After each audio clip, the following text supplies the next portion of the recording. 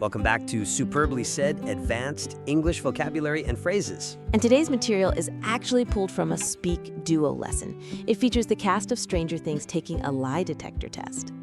It's a fun one. Yeah, and if you want to get more confident using phrases like these, you can head over to SpeakDuo.com. You get to meet people from all over the world on video calls, just practicing your English speaking.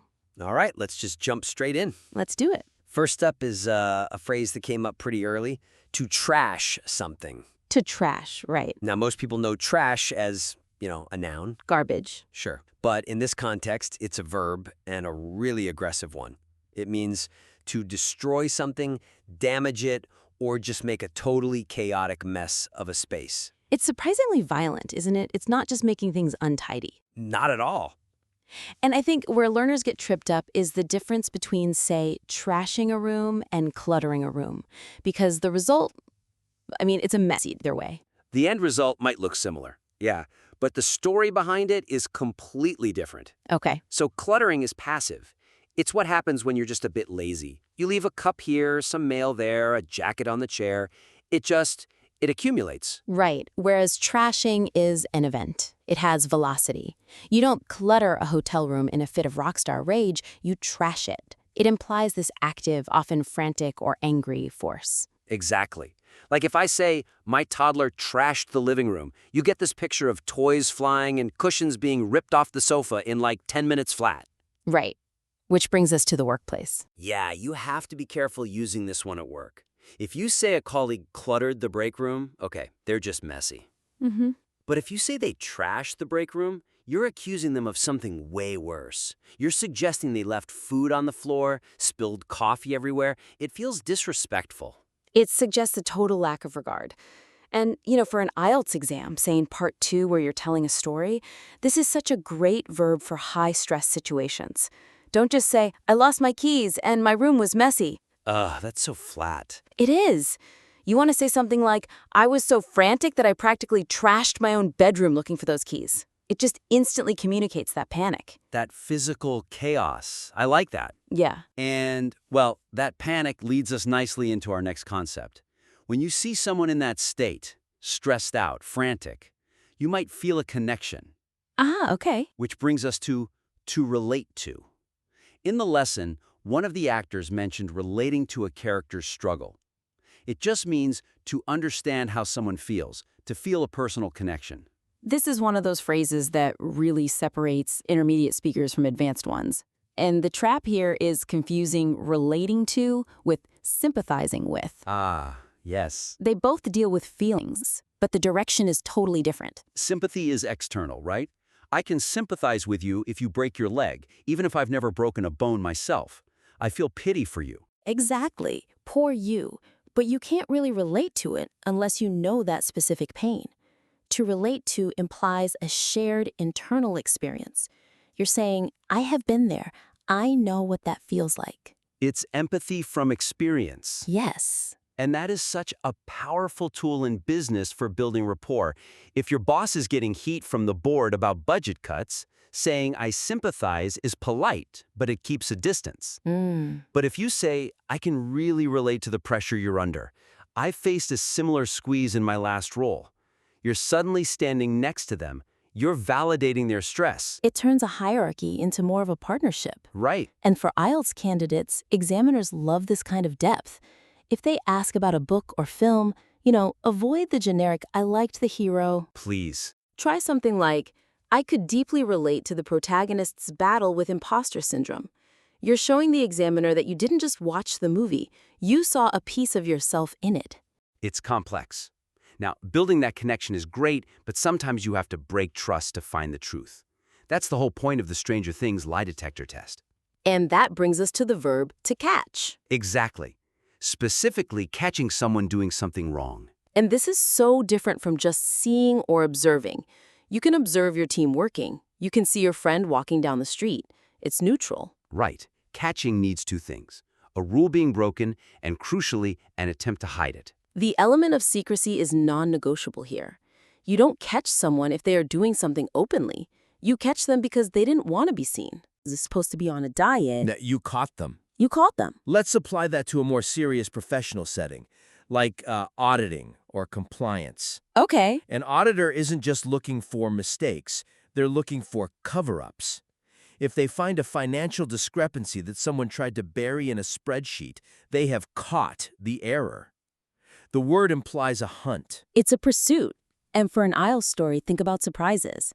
I tried to plan a surprise party for my sister, but she came home early and caught me wrapping the gifts.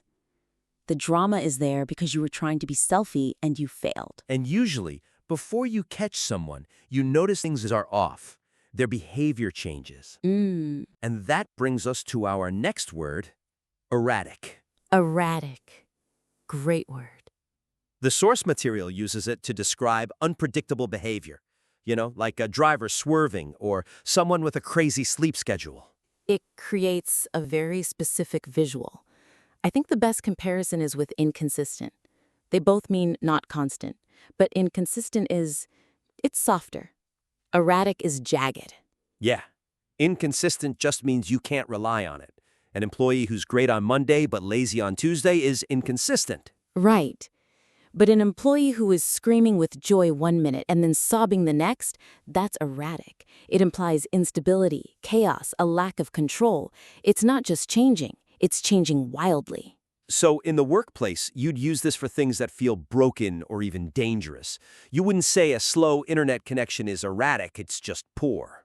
Sure. But a server that works perfectly, then crashes, then reboots, then deletes files, that is showing erratic behavior. It makes people nervous. Exactly. It creates anxiety. And for IELTS, erratic is a perfect upgrade for weather descriptions. Instead of saying the weather was changeable, which is so boring, So boring. say the weather in spring can be erratic. 1 minute it's sunny, the next it's hailing. It captures that whiplash feeling. Speaking of whiplash, let's speed things up a bit. We've been analyzing deeply, but sometimes you just need to move fast. Which leads us to our next phrase. To cut to the chase. It means to skip the small talk and get immediately to the important part. I love the origin of this. From old silent movies where they'd skip the boring dialogue cards to get to the action, the car chase. Ah, that makes sense. At the end of a conversation. Right. Because that would just be summarizing. Exactly. Summarizing is a recap after the meal. Cutting to the chase is skipping the appetizers to get straight to the main course. It's an efficiency move at the start or middle of a discussion. It's a bit of a dominant move in a meeting, isn't it? It can be. Imagine a crisis. The project is failing. The CEO steps in and says, "We have 10 minutes. Let's cut to the chase. Are we launching or not?" It just clears the room of all the fluff. It demands focus. And it's great for IELTS Part 2 when talking about communication styles. I prefer working with people who cut to the chase rather than beating around the bush. Shows you know two opposite idioms. Strong move. It is. Now, if you spend all day cutting to the chase and dealing with erratic servers, you're going to build up a lot of stress. Oh, yeah. You're going to need to let off steam. The classic steam engine metaphor. Pressure builds up, and if you don't release it, you explode. The critical distinction here is the energy level. People often confuse letting off steam with relaxing. They seem similar, but they're not. They're almost opposites in terms of activity. Relaxing is low energy. Reading, sleeping, a warm bath, you're calming down. Right, but letting off steam is about taking that high-stress energy and pushing it out through activity. You don't let off steam by napping.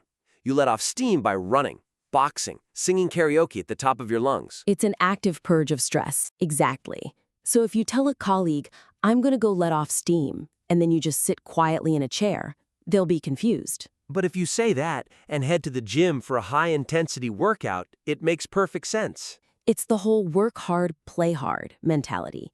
And for IELTS, if they ask how you handle stress, be specific. After a long week of studying, I don't just sleep. I need to let off steam, so I go play basketball for a few hours. It explains why you do the hobby. Right, to release that pressure. And once you've let off that steam, you're maybe in a better mood to meet new people. But meeting strangers can be awkward. Very awkward. You need to break the ice. A classic. The ice is that stiff, frozen silence when strangers are in a room and no one is talking. We've all been there. The Zoom call that starts 3 minutes early and it's just you and someone from accounting staring at your cameras.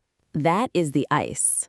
Now, just introducing yourself is saying your name. That doesn't necessarily warm things up. No. Breaking the ice is a specific strategic move to shatter that tension.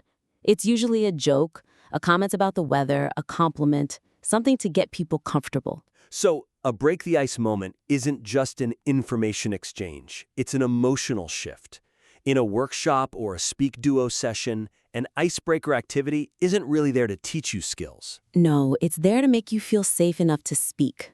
It builds psychological safety. For IELTS, if you're describing a party, use this. The room was silent, so I cracked a joke about the terrible coffee to break the ice. It shows you have social intelligence. Right. And finally, once the ice is broken and everyone is chatting, you have to be careful not to talk too much. You don't want to spill the beans. The messiest of all the idioms. This means revealing a secret, usually by accident or without thinking. But how is this different from, say, confessing? I think it's about ownership. You confess your own sins. You admit to something you did wrong. Right. But you spill the beans on information that belongs to someone else or a group. It's a leak. You don't spill the beans that you committed a crime. You spill the beans that your sister is pregnant or that the company is launching a new product next week. It implies a lack of containment. The beans were in the jar, the secret was safe, and you just knocked it over. Oh, that's a good way to put it. In business, this is a huge deal. If a junior staffer gets too friendly with a competitor and mentions a confidential project, they've spilled the beans, and you can't put them back in. It's irreversible. For IELTS, this is perfect for stories about mistakes. We were trying to keep the destination a secret from the birthday girl, but I accidentally spilled the beans when I mentioned the flight times. It's such a natural, idiomatic way to describe a slip of the tongue. Okay, we've covered a lot of ground, from trashing rooms to spilling beans. Now we're going to test your recall. And we're not just going to read definitions. We want you to visualize these scenarios. We'll give you a situation, 3 options, and then we'll pause briefly. If you need more time, just hit the pause button on your player. Let's see if you can catch the right answer. Here is question 1. Scenario. After the controversial verdict, several protesters reportedly trashed the lobby. In this context, what did they actually do? Was it option A, systematically organize the files within the space? Option B, heavily damaged the interior and created a major mess. Or option C, carefully documented the physical evidence of the event? Remember the anger and chaos involved in the phrase to trash. Feel free to pause here if you need to think. The correct answer is B. They heavily damaged the interior. It wasn't organizing, it was destruction. Okay, question 2. During the interview, the actor noted that he could deeply relate to the protagonist's struggle. This implies what? Option A, he shares a profound emotional understanding of the situation. Option B, he possesses a technical expertise in the character's profession. Or option C, he has spent significant time studying the character's lineage. Think about relating to versus just knowing. Feel free to pause. And the answer is A. He shares a profound emotional understanding. He's been there. He's felt that. Question 3. The investigator managed to catch the suspect in a blatant lie during the second round of questioning. What does it mean to catch the suspect here? Option A. The investigator physically restrained the suspect during the talk. Option B. The investigator anticipated the suspect's next logical argument. Or option C. The investigator discovered the suspect was actively hiding the truth. Focus on that element of secrecy with the phrase, to catch. Feel free to pause. The answer is C. They discovered the suspect was actively hiding the truth. It's that game of hide and seek. Question 4. The technician warned that the server was showing erratic behavior all afternoon. This erratic behavior was Option A. Consistently underperforming compared to previous benchmarks. Option B. Unpredictable and not following a regular or expected pattern. Or option C. Extremely rapid and efficient during peak operational hours. Remember the jagged graph versus the wavy line. Feel free to pause. The answer is B. Unpredictable and not following a regular pattern. It's all about that chaos factor. Question 5. With only 5 minutes left in the meeting, the CEO asked the team to cut to the chase. What did she want them to do? A. Provide a detailed historical background of the current project. B. Address the most critical point immediately without small talk. Or C. Follow the established protocol for concluding a formal session. It ain't about skipping the appetizers. Feel free to pause. The answer is B. Address the most critical point immediately. Efficiency over politeness. All right, question 6. After a high-pressure week at the firm, many employees find it necessary to let off steam. This involves Option A. Gathering more data to resolve remaining technical conflicts. option B Completing the final administrative tasks of the current cycle. or option C. Engaging in active movement to release stress or energy. Think about that steam engine, pressure building up. Feel free to pause here. The answer is C. Engaging in active movement to release stress. Karaoke, boxing, running. Definitely not sleeping. Question 7. At the start of the International Summit, a self-deprecating joke was used to break the ice. The goal was to A.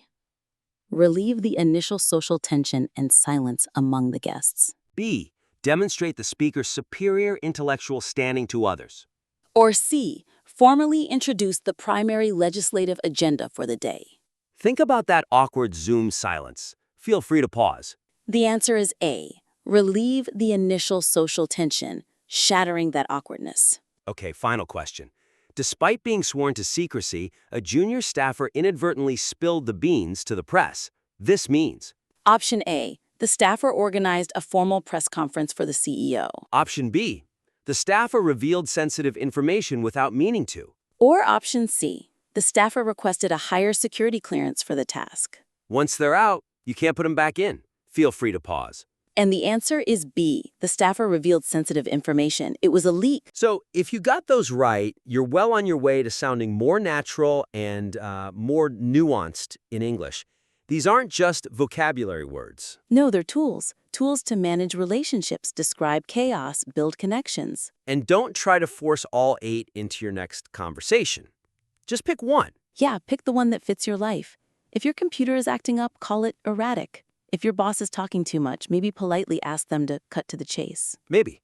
And if you want a safe place to practice breaking the ice without the fear of spilling the beans, check out SpeakDuo Pro. The unlimited plan is $18 a month, and it really gives you the reps you need to build that muscle memory. Plus, you can scan the QR code in the lesson slides to grab the iPhone app. And hey, we want to know what you think. There's a community survey link in the materials. Let us know how we can make these critiques even better. Thanks for joining this edition of Superbly Said. Now go let off some steam. See you next time.